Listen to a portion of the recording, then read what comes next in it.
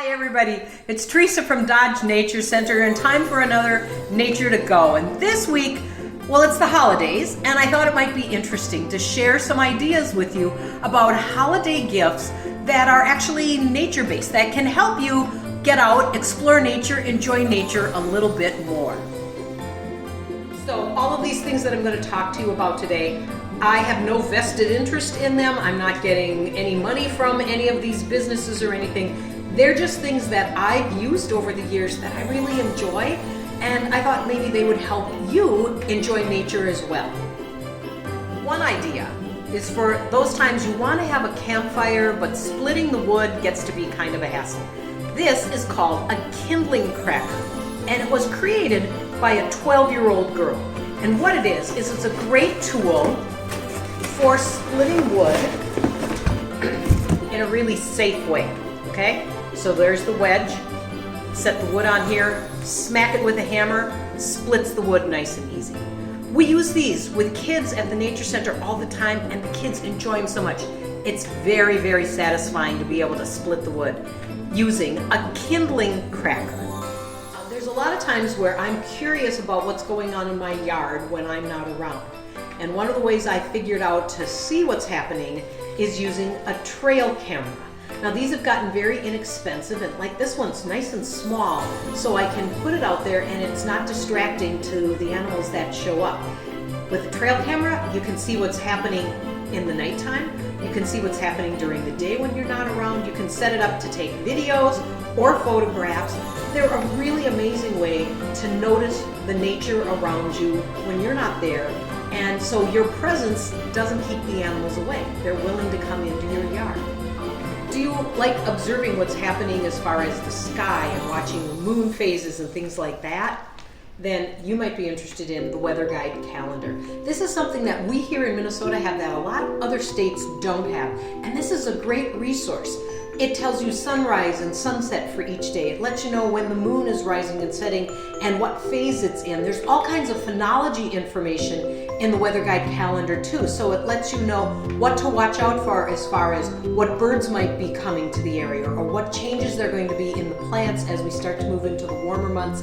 This is just a wonderful resource. Now I know I've done a couple of episodes talking about nature journaling. Maybe you've been interested in getting into it, or you have somebody else who you think might be interested in nature journaling, so I've got a couple of ideas there.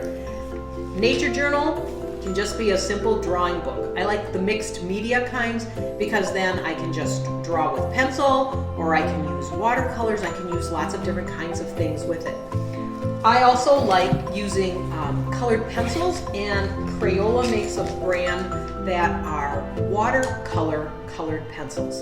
It's a great way to be able to either just use the straight pencils or go back over it with a little water and you get a different effect. Pretty cool. Micron pens, these are waterproof, so after you've drawn with the pencil, you can go back over it with a permanent black ink. It just helps it to stand out a little bit more. And then if you're thinking, okay, that's great, but I really don't understand what all to do with the nature journaling, I'd highly, highly, highly recommend this book. This is The Laws Guide to Nature Drawing and Journaling by John Muir's Laws.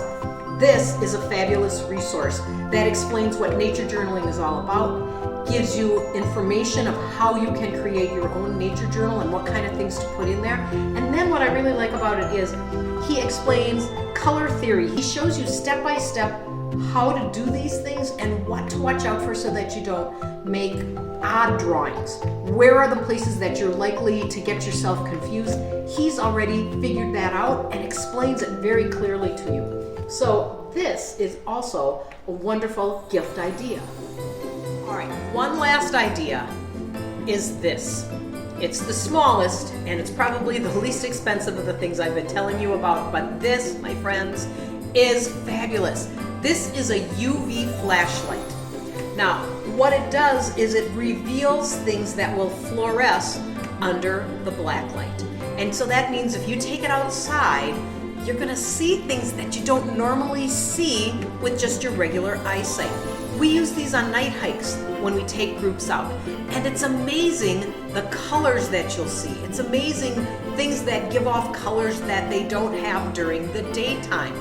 So this is a great present very inexpensive, but it opens a whole new world of nature that we don't normally see.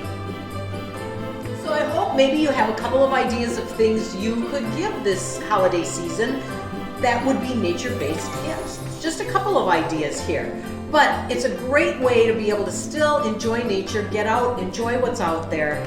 Maybe you have an even better idea. Put that in the comments.